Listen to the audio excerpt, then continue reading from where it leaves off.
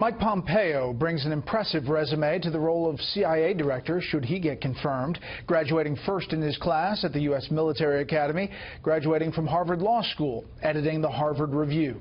Tonight, Chief Intelligence Correspondent Catherine Herridge on the man who could be America's top spy. Mike Pompeo. The selection of Kansas Republican Mike Pompeo, a West Point grad who sits on the House Intelligence Committee, was welcomed by a former CIA director. I was heartened.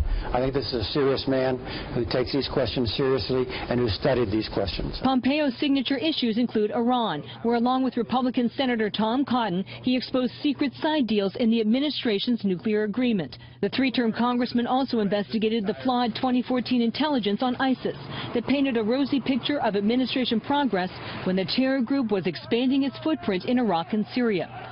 At a hearing Thursday, Pompeo expressed outrage that no one has lost their job for putting lives at risk. I have to tell you that the American people and our soldiers and sailors, airmen and Marines deserve not to wait 2 years to hold accountable folks who put bad information in the field.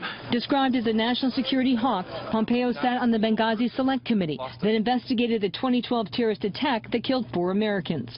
He chastised Hillary Clinton and her State Department team for ignoring the rising terrorist threat in Libya because it did not fit the administration's political narrative.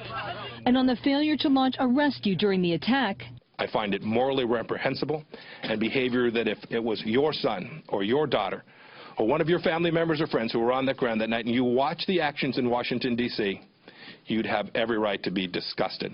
The senior Democrat on the House Intelligence Committee praised Pompeo as smart and open-minded, but voiced reservations. Mike is going to have to set aside that very partisan role that he can play, has played at times in the Congress, and certainly did play on the Benghazi Committee. I'm confident he can do that, and we're going to rely on him to do that because the job of CIA director has to be strictly nonpartisan. Pompeo favors leaving the Guantanamo detention camps open, getting back into the controversial business of interrogating terror suspects, and he supports NSA collection programs. In a statement, the ACLU said his, quote, positions on bulk surveillance and Guantanamo Bay also raised serious civil liberties concerns about privacy and due process.